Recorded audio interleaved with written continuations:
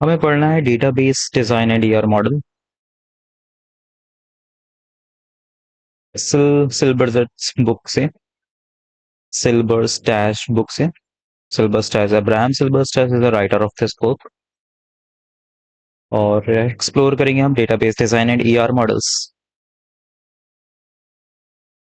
तो मैंने कुछ चीजें मैंने लिख रखी थी स्टार्ट होने से पहले कि entity relationship, entity relationship modelling, ER modelling, जिसे पढ़ने का टारगेट है, जिसे जानने का और समझने का एक टारगेट है, हमारा उद्देश्य है।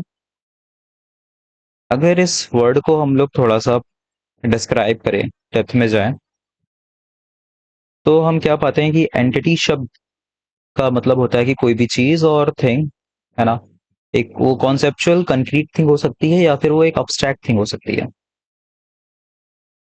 कंक्रीट थिंग की हम बात करें तो कंक्रीट थिंग में हमारे पास एग्जांपल आ जाते हैं कि कंक्रीट थिंग में हमारे पास एग्जांपल आ जाते हैं कि पर्सन, मैं खुद, एक प्रोडक्ट जो रियल में एग्जिस्ट करता है। बट एब्स्ट्रैक्ट थिंग में क्या आ जाता है कि वो एग्जिस्ट नहीं करता है, वो एक बस कॉन्सेप्ट होता है। जैसे कि हम बात करें एक कोर्स ऑफरिंग, मतलब ऐसी कोई भी चीज जिसको हम टेंजिबल नहीं है, हम कह सकते हैं कि उसको हम छू नहीं सकते हैं, वो एक एब्स्ट्रैक्ट थिंग, या फिर हम छू भी सकते हैं। एब्स्ट्रैक्ट का मतलब यहाँ ये है कि वह कॉन्सेप्चुअल चीज होगी। ठीक है। रिलेशनशिप का मतलब यहाँ पर ये है कि एंटिटीज के बीच में रिलेशनशिप को डिफाइन करना, और हमेशा दो या दो से ज्यादा एंटिटीज के बीच में ही रिलेशन बनेगा। मॉडलिंग मतलब सिंपल, रिप्रेजेंट करना, रिप्रेजेंट करना।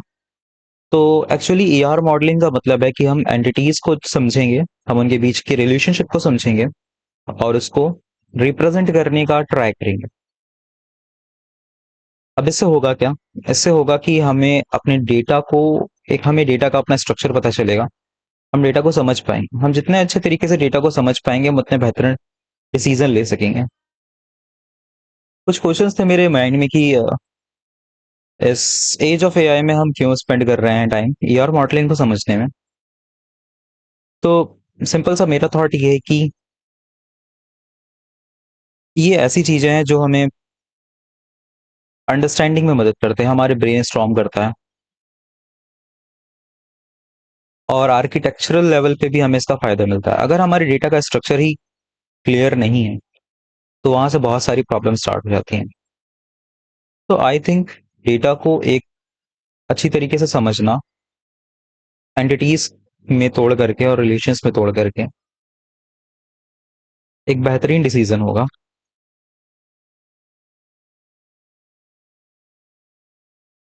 इसी के साथ हम,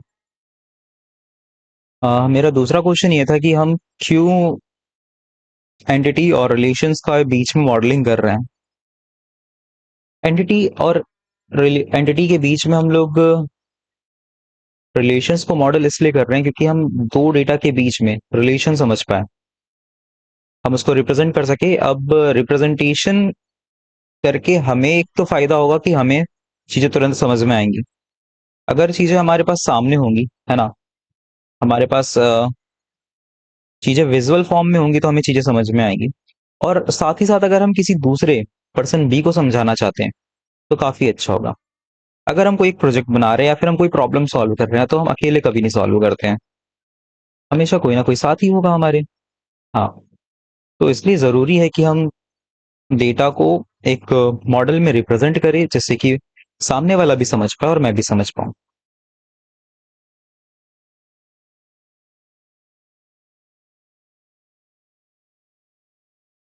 तो अच्छा, क्वेश्चन, मैंने क्वेश्चन कवर करा है अभी कि हमें इसको पढ़ने की क्या नीड है ना, क्या नीड है ईआर मॉडलिंग की, क्यों कर रहे हैं रिलेशनशिप मॉडल, कि हम एंटिटीज के बीच में रिलेशन समझ पाए, और क्या कोई अल्टरनेटिव तरीके हो सकते हैं डेटा को रिप्रेजेंट करने के, मॉडल करने के। ठीक है। तो आज से हमारा टारगेट ये रहेगा कि मेरा टारगेट ये रहेगा कि मैं अब रोज पढ़ूं। वैसे मैंने 7 तारीख से स्टार्ट करा था बट रिकॉर्ड नहीं करा, रिकॉर्डिंग मैंने आज से चालू करी है। आज है डे 7/03/26। ओके, तो शुरू करता हूँ मैं। बुक पढ़ने के लिए मैं यूज करूंगा एज को, क्योंकि यहाँ पे मार्किंग लगा सकते हैं और बुक में मार्किंग सेव कर सकते हैं। ठीक है, तो up to this point in the text, इस यहाँ तक, इस मोड़ पर आते हुए, हाँ ठीक है, इस पॉइंट तक वी हैव अज्यूम, हमने अज्यूम करा है, a given database schema and study how queries and updates are expressed. तो एक्चुअली राइटर यहाँ पे बात कर रहा है कि उसने पहले जो एसक्यूएल पढ़ा दिया, बट ठीक है, हम इस पार्ट को स्किप करते हैं।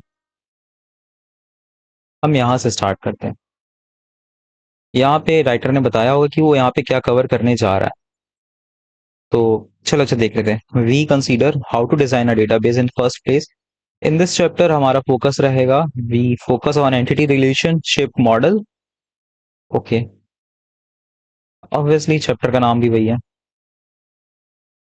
विच provides a means of identify entity to be represent in a database, जो कि हमें एक तरीका प्रोवाइड करेगा कि हम एंटिटीज को रिप्रेजेंट कर सकें डेटाबेस में, और ये एंटिटीज किस तरह से रिलेटेड है। Ultimately the database design will be expressed in terms of relational database. Ultimately हमारा गोल ये रहेगा कि डेटाबेस का जो डिजाइन है वो रिलेशनल डेटाबेस के टर्म में एक्सप्रेस करा जाए। An associated set of constraint, कुछ कंस्ट्रेंट्स, कुछ नियमों के साथ। We show in this chapter how an ER diagram can be transformed in a set of relation schema. Okay, तो इस चैप्टर में हम जानेंगे कि एक ईआर डायग्राम किस तरह से स्कीमा में चेंज हो जाता है, but and how some of constraints can capture in that design, और किस तरह से कुछ कंस्ट्रेंट्स इस डिजाइन में कैप्चर होंगे। ठीक है, then in chapter 8 we consider in detail whether a set of relation schema is good or bad। Chapter 8 में हम डिसाइड कर पाएंगे कि जो हम लोगों ने ईआर डायग्राम बनाया है क्या वो अच्छा है, ठीक है, और किस तरह से वो बुरे डेटाबेस डिजाइन को उससे अलग करेगा एक अच्छे डेटाबेस डिजाइन से। यहाँ पे 2 चैप्टर्स हैं, फंडामेंटली कवर करेंगे डेटाबेस डिजाइन को। ठीक है, हमारे पास यहाँ पे 2 चैप्टर हैं डेटाबेस डिजाइन को पढ़ने के लिए, और ये है पार्ट 2 डेटाबेस डिजाइन। ठीक, ओके, तो लेट्स प्रोसीड। पहला चैप्टर हम पढ़ रहे हैं डिजाइनिंग के लिए। Okay, overview of designing process. Overview ले लेते हैं, क्या डिजाइनिंग प्रोसेस का ओवरव्यू है। The task of creating a database application is a complex one. जाहिर सी बात है, आसान नहीं होता है कुछ भी, बट हो जाएगा। Involves design of database schema, इसमें शामिल है डेटाबेस स्कीमा का डिजाइन करना। Design of program that access and update the data, उन प्रोग्राम्स को डिजाइन करना जो कि डेटाबेस, जो डेटा को एक्सेस कर सके और अपडेट कर सके। And design of security schema to control access of that data, और एक सिक्योरिटी स्कीमा को डिजाइन करना जो कि हमारे डेटा के एक्सेस को कंट्रोल कर सके।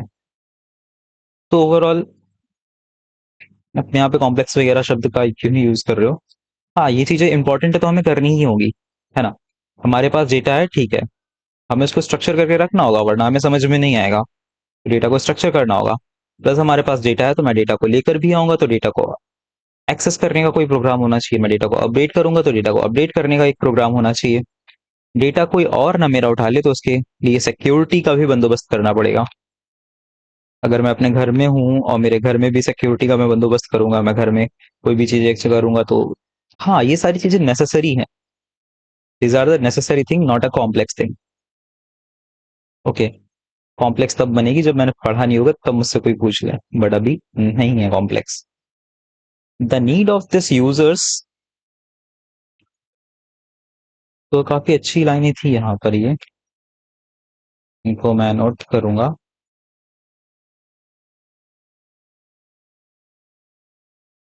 The need of user play a central role in the design process obviously. User का रोल काफी ज्यादा होता है एक डिजाइनिंग प्रोसेस में। इस चैप्टर में हमारा फोकस रहेगा design of the database schema. Database schema का डिजाइन करना। Although we briefly outline some of other design tasks later in the chapter, शायद कुछ अलग डिजाइनिंग के भी पे भी चर्चा करेंगे बाद में इस चैप्टर में। The design of complete database application environment that meets need of enterprise became model. Okay. The design of complete database application environment, database application को डिजाइन करने के लिए जो वातावरण होता है, that meets need of enterprises being modeled require attention to a broader set of issues. वो meet करें, किसको मीट करें? जो भी हमारे डेटाबेस एप्लीकेशन का डिजाइन है, दैट वो मीट करे the need of the enterprises being model requires attention. जो भी इंटरप्राइज का मॉडल उस पे अटेंशन चाहता है उसको, तो ब्रॉडर सेट ऑफ इशू, मतलब एंटरप्राइज के में जो भी इश्यूज हैं उन इश्यूज के ब्रॉडर एस्पेक्ट को कवर करना चाहिए हमारे डेटाबेस एप्लीकेशन के डिजाइन को। these traditional aspects these traditional aspect sorry this traditional aspect use of database influence a variety of design choices at physical, logical and view level. Okay, तो इस paragraph में simple सी यही बात हुई है कि एंटरप्राइज के अकॉर्डिंग, मतलब हम जिस भी ऑर्गेनाइजेशन के लिए हम अपना डेटाबेस एप्लीकेशन बना रहे हैं, तो उसके इश्यूज का काफी इम्पैक्ट होता है, मतलब उनकी नीड, उनके रिक्वायरमेंट पे काफी इम्पैक्ट पड़ता है हमारे डेटाबेस के डिजाइन का, हमारे डेटाबेस के फिजिकल, लॉजिकल और व्यू लेवल पे। सही बात है। अगर मैं कोई एक ऐसी एप्लीकेशन बना रहा हूँ एंटरप्राइज के लिए जिसमें मुझे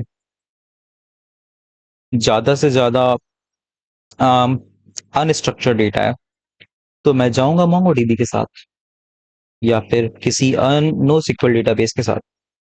पर मेरे पास ऐसे इश्यूज हैं जिसमें केवल स्ट्रक्चर्ड डेटा यूज होता है, तो मैं जाहिर सी बात है एसक्यूएल, पोस्ट ग्रे एसक्यूएल या फिर माई सिक्वल का यूज करूंगा। या तो हमारी नीड क्या है उसका काफी इम्पैक्ट पड़ेगा। तो हमारी नीड को हमें क्लियर रखना पड़ेगा, हमारे अपने गोल्स को क्लियर रखना पड़ेगा कोई भी चीज को डिजाइन करने से पहले। Design phase, design faces, next heading है हमारी डिजाइन फेसेस की।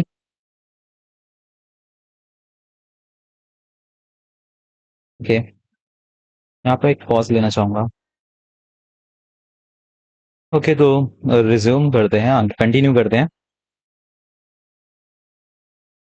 Design phases, for a small application it may be feasible for a database designer who understand the application requirement to decide directly on the relation to be created, their attribute and constraints of relation।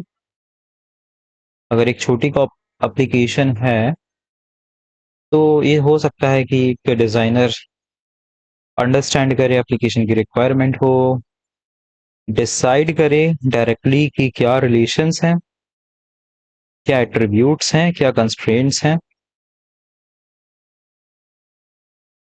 उस relations के ऊपर।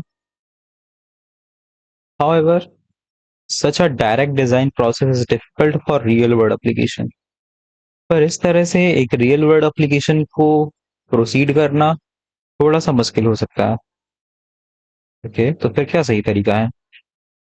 Since they are often highly complex, क्योंकि वो काफी ज्यादा complex है। Often no one person understand the complete no one person understand the complete data need of application.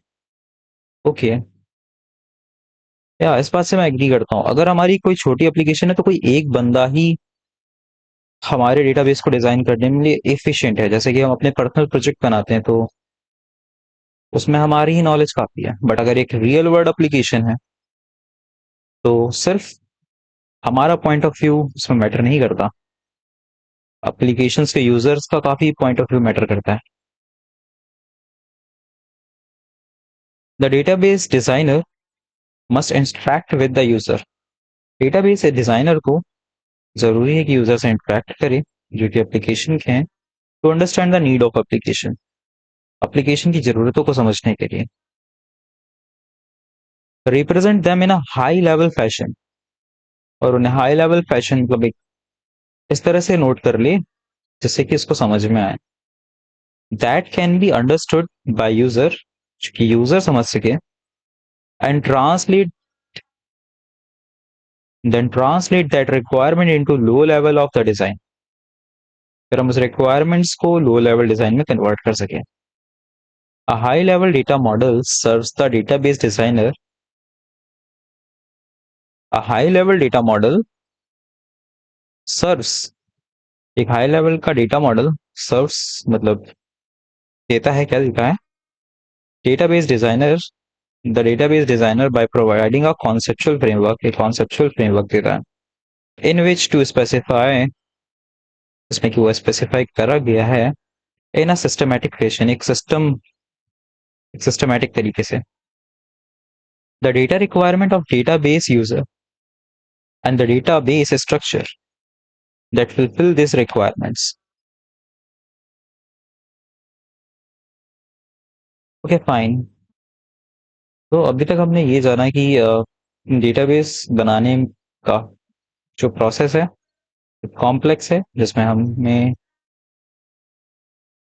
Data को access करना, डेटा को अपडेट करना, सिक्योरिटी के बारे में देखना।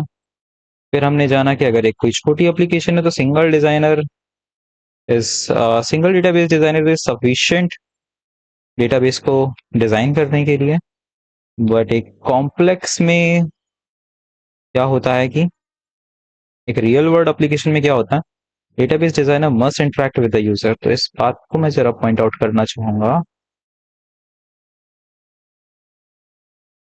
हम्म, इतना पैराग्राफ।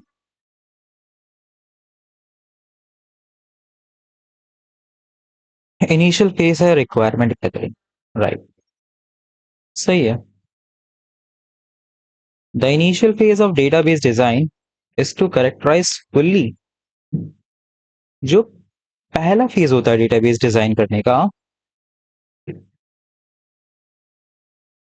क्या होता है, इज टू करेक्टराइज करे fully the data need of prospective database user.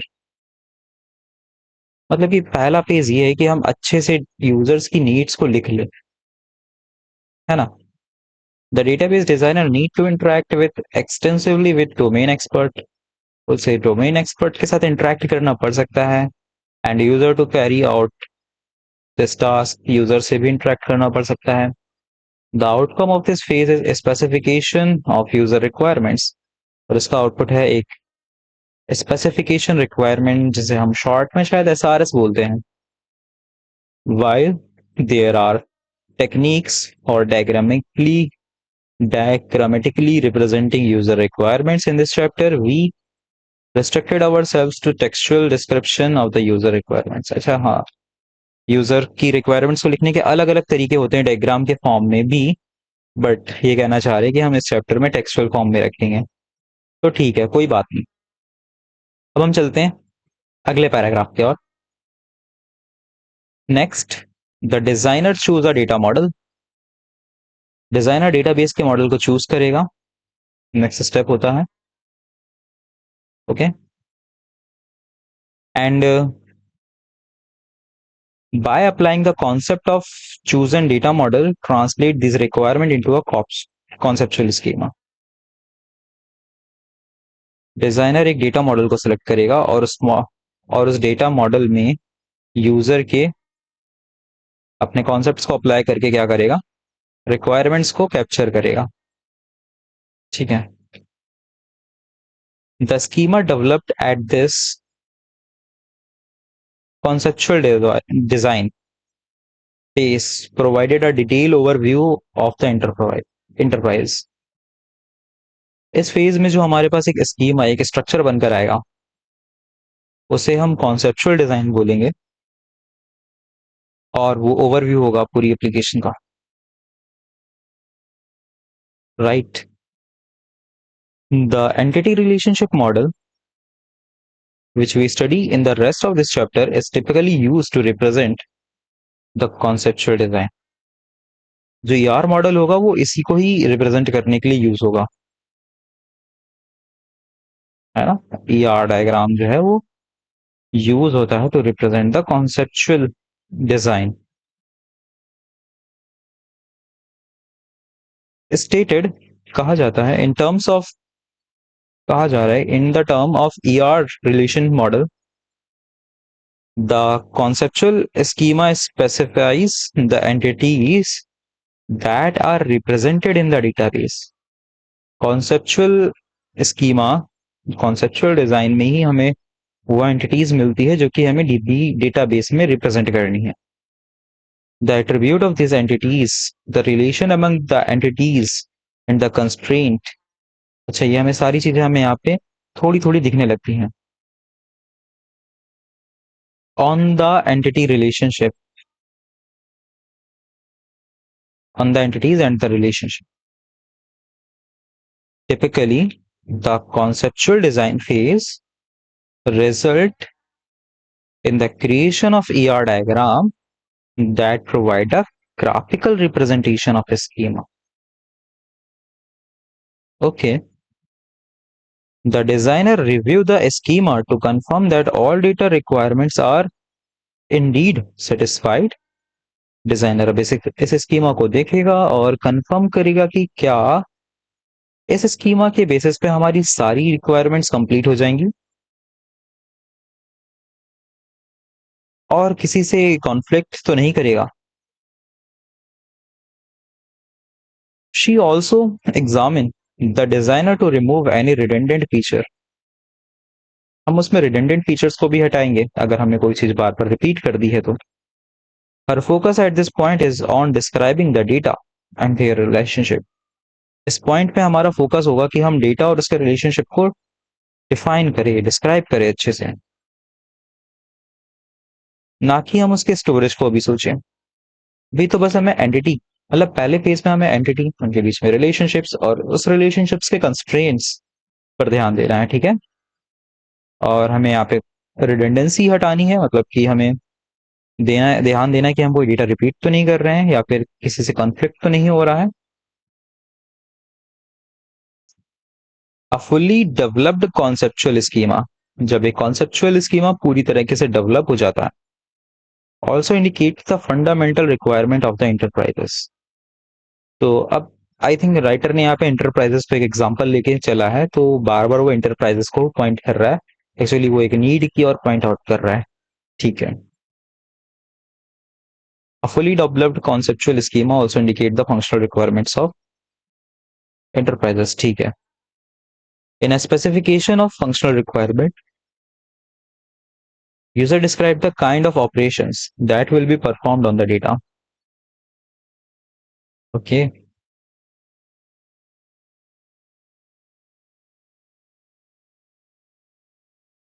अब स्पेसिफिकेशन ऑफ फंक्शनल रिक्वायरमेंट्स, मतलब हम फंक्शनल रिक्वायरमेंट्स की बात कर रहे हैं। अब फंक्शनल रिक्वायरमेंट में हम ये चीजें उसमें डिस्क्राइब करेंगे कि यूजर क्या ऑपरेशंस कर सकता है उन डेटा के साथ। एग्जाम्पल ऑपरेशंस इंक्लूड मॉडिफाइंग और अपडेटिंग डेटा। किस तरह से यूजर उस डेटा को मॉडिफाई कर सकता है, अपडेट कर सकता है, सर्च कर सकता है और रिट्रीव कर सकता है स्पेसिफिक डेटा को, और डिलीट कर सकता है। At this stage of conceptual design, the designer also review the schema to ensure it's meet the functional requirements। और इस स्टेप पे डिजाइनर का ये रिस्पॉन्सिबिलिटी होती है कि वो फंक्शनल रिक्वायरमेंट से क्या करे, अपनी स्कीमा को मैच करें। ओके, तो इस स्टेट पे हमें फंक्शनल रिक्वायरमेंट्स लिखनी होती हैं। तो सिस्टम डिजाइन में पहला वर्ड शायद आप लोगों ने यही सुना होगा, है ना? बट ये सब सिस्टम डिजाइन वगैरह इन्हीं बेसिक चैप्टर्स टॉपिक से ही तो बनता है। The process of moving from an abstract data model, ठीक है, to implementation of a database implementation of the database proceeds into two final design phases.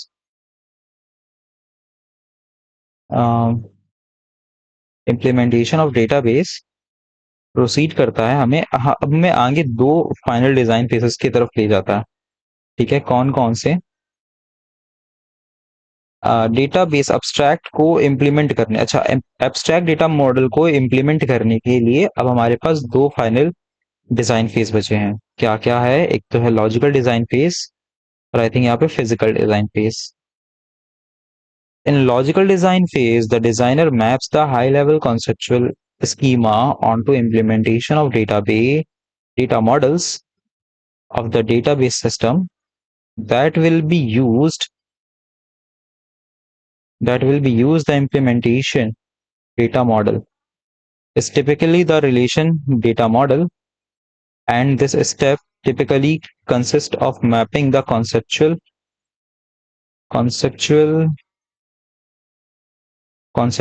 define using the entity relationship model into a relational schema.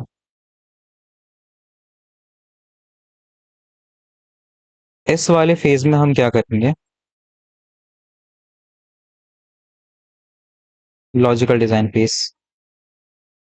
Designer क्या करता है? Map करता है high level conceptual schema को, ठीक है, इसमें implementation data model, database system के इम्प्लीमेंटेशन मॉडल में। The implementation data model is typically a relational data model, एक रिलेशनल डेटा मॉडल होगा। जो हम इम्प्लीमेंटेशन के लिए डेटा मॉडल तैयार कर रहे हैं वो एक रिलेशनल डेटा मॉडल होगा, ठीक है। And step this step typically consists of mapping conceptual schema defined using the entity relation model into a relational schema. इस स्टेप पे हम क्या करेंगे? जो भी हम लोगों ने अपना ER मॉडल बनाया है उसको हम रिलेशनल स्कीमा में चेंज करेंगे। Finally the designer uses the resulting specific database schema in the subsequent physical design phase in which the physical feature of the database are specified. These features include from form of file or generation and choice of index structures discussed in chapter 10. Relational schema बनने के बाद others चीजों पे जो है ना हम physical design phase में पहुंचेंगे, और इसकी डिटेल डिस्क्रिप्शन चैप्टर 10 में और 11 में कवर करी जाएगी, ठीक है।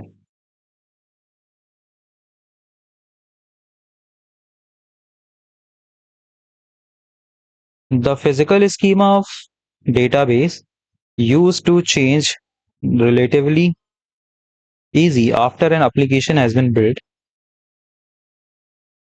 The physical schema of database can be changed relatively easy after an application has been built. Application बन जाने के बाद फिजिकल डेटाबेस को चेंज करना आसान होता है, फिजिकल स्कीमा को।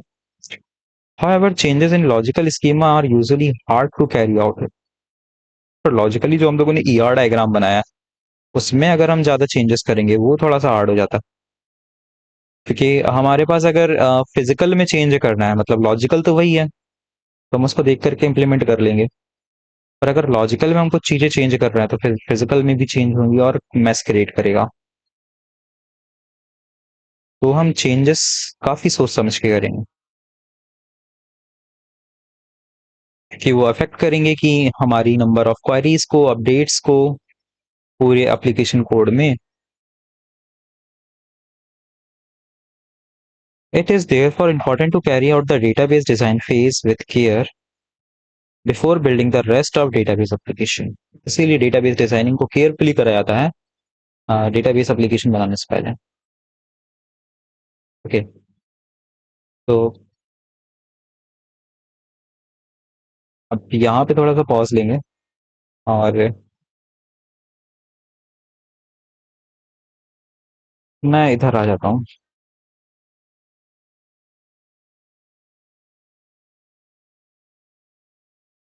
बट हाइड हो रहा होगा। इस साइड आऊँ तो